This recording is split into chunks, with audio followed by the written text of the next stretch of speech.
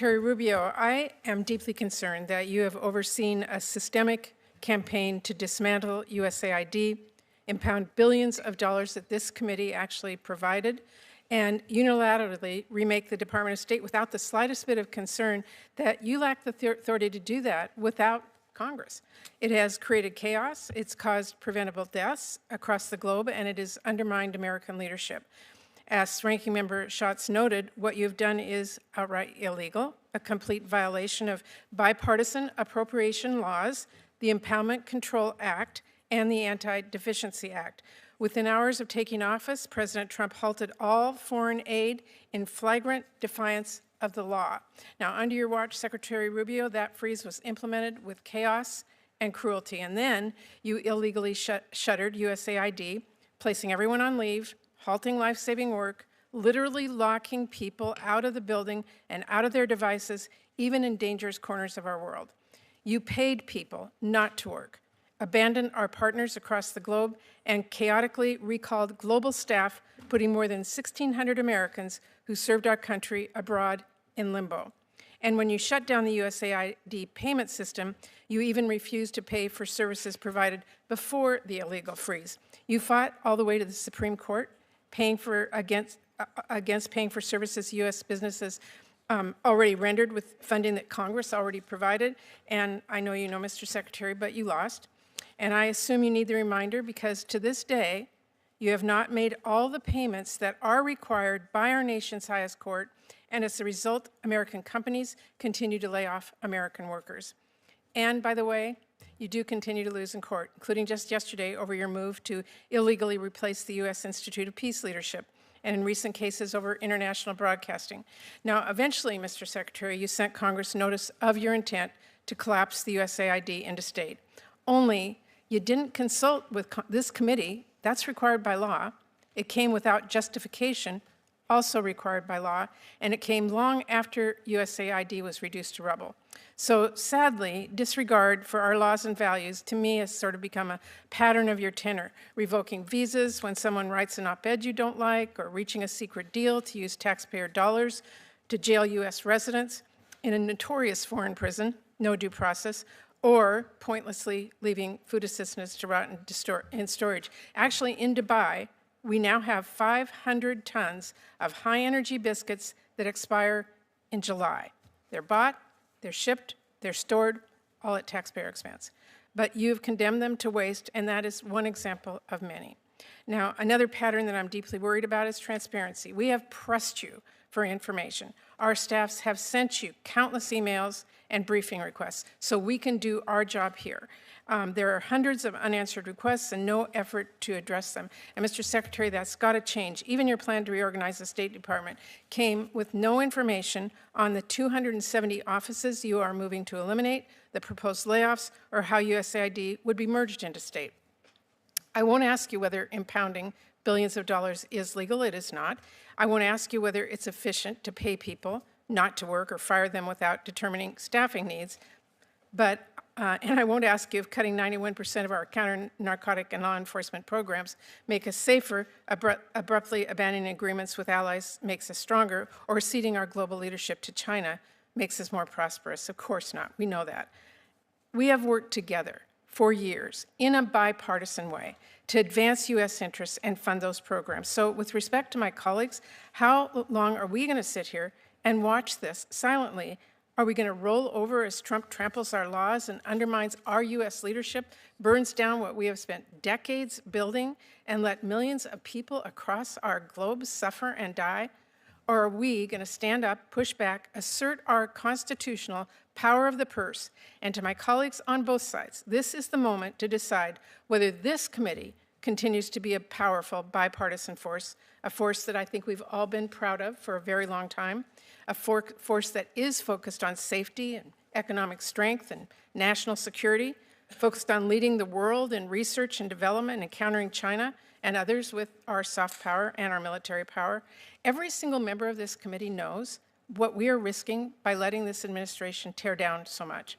On USAID and other programs, we can always talk about how we can make things work better and other reforms. I don't think any of us are opposed to any of those considerations. We have been doing that in a bipartisan way for a long time. But that's not actually what Trump's fiscal year 2026 budget proposes. Mr. Secretary, I know you would like to give a 5-minute speech back to me, but I only have a few seconds left, and I do need some information from you. As I said, we have asked and have not gotten. Can you tell me, will you share the text and details with my staff of your agreement with El Salvador and any other similar arrangements, including the funding details that we need to have? Well, first, I'd like to respond to your 7-minute speech, which is primarily, I disagree like 99% of it. It's just not true. We've done nothing that's illegal. We've been in over 600 briefings to Congress. We've asked questions. We've answered questions repeatedly. We get hundreds of questions a day. We respond them as quickly as possible. And your characterization of the moves that we made Mr. Secretary, I would false. just tell you, we are here because we need the information so that we can write our budget and on a bipartisan. Well, you'll have the information you need to write a budget. Okay, so will we get the details on the El Salvador arrangement? Yes or no? Which Salvador arrangement? Your agreement that you've made with them about. What agreement? The president of El Salvador agreed to take in 250 gangbangers, and we sent them. Funding details we have not gotten. We need to see what the costs are. Well, we haven't funded that. We've provided them law enforcement assistance. I know you just claimed that we cut all this law enforcement assistance. We provided El Salvador and other countries law enforcement assistance. They have the right to spend that money any way they wish. But they did us a big favor. They took 250 dangerous, trained out. We didn't deport any U.S. residents. No U.S. residents were reported. I'm not going to argue with you on that. Well, it's not an argument, but don't say we deported U.S. residents, because we didn't. I don't deport anybody. I'm not asking. But we didn't deport U.S. residents. I'm asking you whether we can see the details of the arrangements, including the funding details. I'm giving you the details. The arrangements are we provide law enforcement funding to El Salvador, among other countries. How they choose to spend that money internally is up to them. But I can tell you. Can you give me the details on the 200-plus offices you're proposing to eliminate? Sure, we've provided that. We need that. Can I get your commitment to give us those? It's part of our reorg. How about the details and justifications of your proposed rescissions from programs you claim are out of alignment with administration priorities? Are we going to get the details of that, funding priorities? On rescissions and impoundment and things of this nature, that's obviously an OMB function, and I would talk to them about that in regard to what's going to go on with that money. I can tell you the contracts we canceled. And I can list to you the contracts we canceled and the rationale why, because I went through them myself. Can you get those to us, like today? So the contracts? Yes, and the funding arrangements that you've made. That's what I'm asking for. Funding arrangements with who? For any of the rescissions, for any of the funding, for any of the multiple congressional directives that you have given out, so that we, as an appropriations committee, can make our funding decisions. Sure, you're going to have all that information when you put together a budget. This hearing was nominally about foreign aid and State Department restructuring. But underneath the procedural language and budget disputes was a much bigger fight, one over constitutional authority, America's role in the world, and whether the executive branch can effectively dismantle major institutions created and funded by Congress without congressional approval. Senator Patty Murray opened with an extraordinarily aggressive accusation against Secretary Marco Rubio, that the administration had overseen a systemic campaign to dismantle USAID illegally and in defiance of congressional authority. That framing mattered immediately because Murray was not simply criticizing policy choices. She was alleging constitutional overreach. Her argument centered on a core separation of powers principle. Congress controls appropriations through the power of the purse, and the executive branch cannot simply ignore or impound funds already authorized by law. That is one of the oldest institutional tensions in American government. Presidents often seek flexibility over spending priorities. Congress guards its constitutional authority over federal funding. And historically, clashes over impoundment powers have repeatedly triggered legal and political crises. Murray argued this administration crossed that line repeatedly. She accused the State Department and White House of freezing foreign aid immediately after taking office, shutting down USAID operations chaotically, locking staff out of systems and facilities, abandoning overseas personnel, refusing to honor already approved contracts, and delaying payments even after adverse court rulings. That section of the hearing was especially significant because Murray framed the consequences not just bureaucratically, but morally. She repeatedly emphasized preventable deaths, abandoned humanitarian programs, wasted food aid, layoffs of American workers, and weakened global leadership. This reflected a much broader foreign policy argument about USAID itself. Supporters of international aid programs often argue they are not merely charitable spending, but strategic instruments of diplomacy, stabilization, public health, counterterrorism, and geopolitical influence. Critics, however, frequently argue foreign aid bureaucracies become bloated, inefficient, politically ideological, or disconnected from direct American interests. This hearing exposed that divide directly. Murray's warning was especially focused on China. She argued that dismantling USAID and weakening American soft power would create strategic openings for geopolitical rivals. That concern reflects a growing bipartisan reality in Washington. Competition with China is no longer viewed purely through military terms. It increasingly includes development aid, infrastructure, diplomacy, trade influence, and international institutional leadership.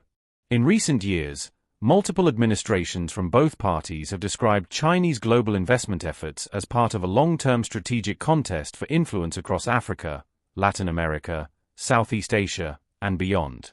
That context is critical because many lawmakers now view foreign aid less as charity and more as geopolitical leverage. Rubio responded very differently. Rather than engaging point by point with every accusation, he broadly rejected Murray's characterization of events and insisted the administration had acted legally while providing hundreds of congressional briefings. This exchange revealed a recurring feature of modern oversight hearings. The two sides often disagree not merely on facts, but on the underlying reality of what government actions represent. To Murray, the administration was dismantling institutions recklessly and unlawfully. To Rubio, the administration was implementing reforms and reorganizations within executive authority while critics exaggerated the consequences. Then the hearing pivoted toward another politically explosive issue: agreements involving El Salvador and deportation-related cooperation. Murray demanded details regarding arrangements connected to detainees and funding assistance. Rubio pushed back immediately, rejecting suggestions that U.S. residents had been deported and emphasizing that El Salvador independently controls how it spends assistance funds provided through law enforcement cooperation programs. That section reflected another broader constitutional and political issue: transparency surrounding executive agreements and international enforcement partnerships. Increasingly, lawmakers in both parties are demanding more oversight into immigration cooperation deals, detention arrangements, security funding, and informal foreign policy agreements negotiated through executive agencies. The hearing also exposed a major frustration Congress increasingly has with modern executive governance: information asymmetry. Murray repeatedly argued the administration was not providing timely details necessary for Congress to fulfill its oversight and budgeting responsibilities. That frustration matters because congressional oversight depends heavily on access to information. When lawmakers believe agencies are withholding details, delaying responses, or bypassing consultation requirements, institutional trust erodes quickly. One of the most revealing aspects of the hearing was how often both sides invoked legality. Murray repeatedly called actions illegal, unconstitutional, or violations of appropriations law. Rubio repeatedly denied those allegations entirely. That reflects a larger trend in modern American politics. Policy disagreements increasingly become constitutional disputes. Instead of arguing merely whether policy is wise or effective, lawmakers increasingly argue whether opponents possess the lawful authority to act at all. And that escalation changes the stakes dramatically. Because once political disputes become framed as constitutional violations, compromise becomes far more difficult. What this hearing ultimately revealed was not just disagreement over USAID. It revealed two fundamentally different visions of American power itself. One vision sees foreign aid and international institutions as essential strategic tools protecting long-term U.S. influence and global stability. The other increasingly views large international bureaucracies as inefficient, politically unaccountable, and disconnected from direct national priorities. That debate is not ending anytime soon. In fact, since the restructuring fights began, courts, Congress, and foreign policy experts have continued battling over executive authority, humanitarian obligations, and whether reductions in U.S. development programs create long-term geopolitical openings for adversaries like China and Russia. And that means hearings like this are ultimately about much more than budgets. They are about whether America still intends to lead globally through institutions, diplomacy, and development, or whether future administrations will increasingly redefine leadership through narrower national priorities and executive-driven restructuring. What do you think? Should presidents have broad authority to reorganize and freeze foreign aid programs they believe are ineffective, or should Congress retain much tighter control over agencies and funding it has already authorized? Leave your thoughts in the comments below. And if you value long-form congressional analysis that goes beyond headlines and examines the constitutional, geopolitical, and institutional battles shaping Washington, subscribe to Capitol Oversight for more deep oversight coverage and hearing breakdowns.